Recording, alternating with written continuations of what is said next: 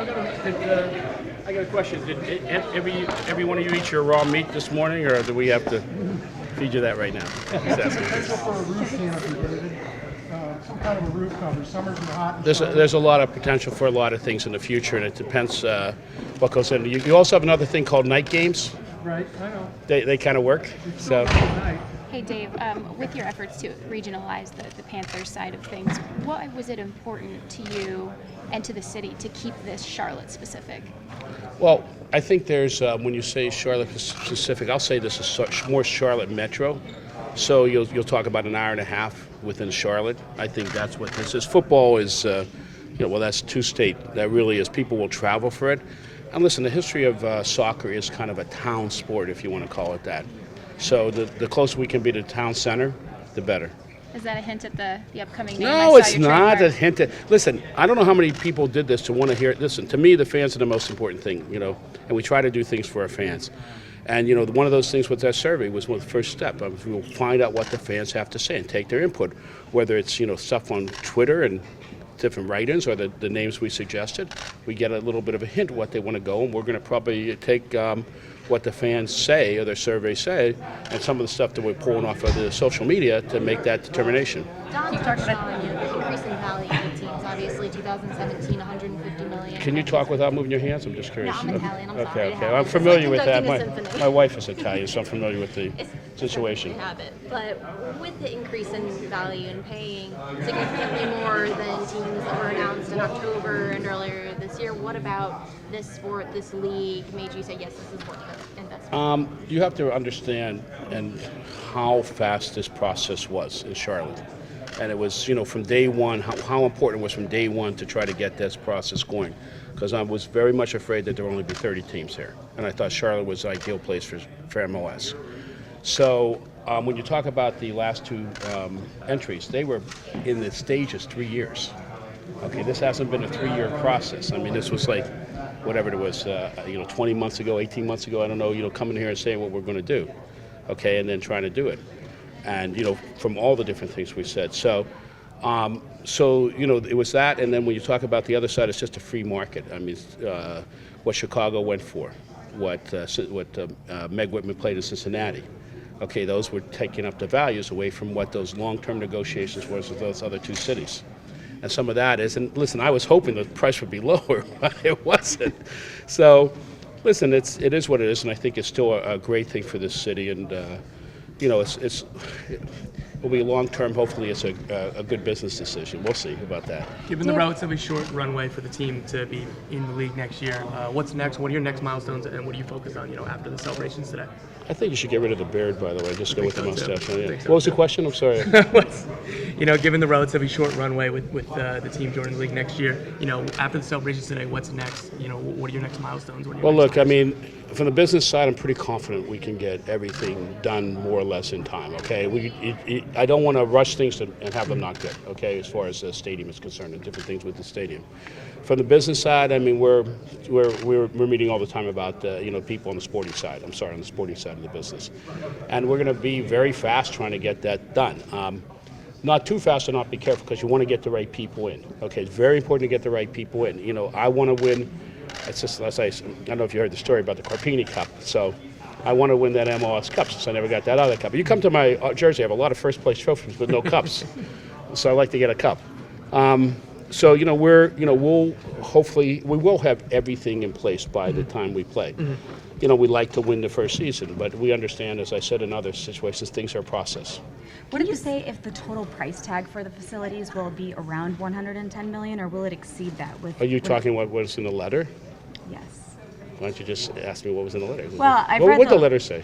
It said that the city is committing $110 million for these facilities. For the training facility and the things. I'll tell you this: there's more money going to the training facility than in the stadium, okay. And we're going to have to obviously add dollars on top of those numbers to get those things done. And listen, as far as Eastland is concerned, like I said, we have a great vision for Eastland. We do with the mayor. We talked about some of those visions.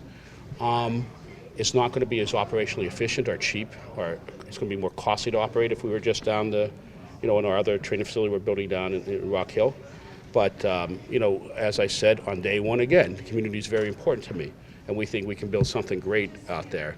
We think we can build sort of an attraction and build that community out there. So, listen, hopefully that will be the case. And if we do that, and if the city wants to, and the people in the city want to, you got to try to build things, okay?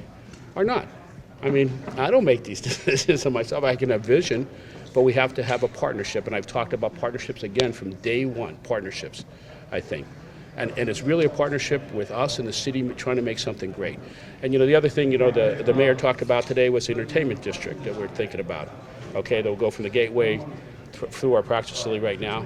And, we'll have another, talk about another, we talk internally about another 4,000 sort of music venue that Charlotte does just not have.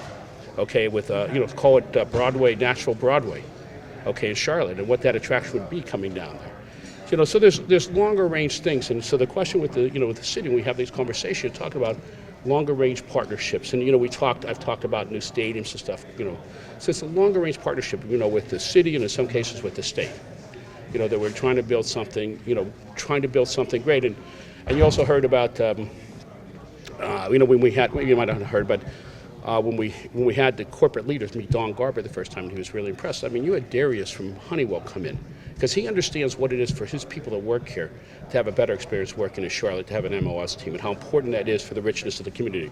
And when you think about Charlotte and what some of these can do, if you can have something on Central Avenue, International Avenue, let's call it, okay, with shops and international restaurants on there that well lit coming down to the stadium, if you can have that sort of vision, and then you have coming down to the training facility, so you can have that vision down there, you can have this entertainment district down there, it makes this richer. So how many times have you all been down there in that neighborhood?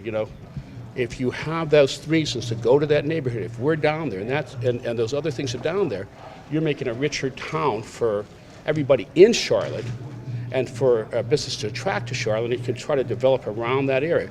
And the idea is to, have it developed and keep the population the same, okay? So you have restaurants and shops, local shops run by local people, and it makes that much richer. And you have it from other people. That's the vision, whether it can happen or not. And it has to be safe, it has to be well lit, and all the rest of these things. So, listen, it's like, again, you want to do it, you don't want to do it. We have the vision, we like to do it. One of the reasons I said that from the day one, and I told you guys this, I think on day one, I brought up Spider-Man, with great power comes great responsibility. This is one of those deals, Eastland, and a lot of the city money. It's not going to be easy. It's a commitment to the community.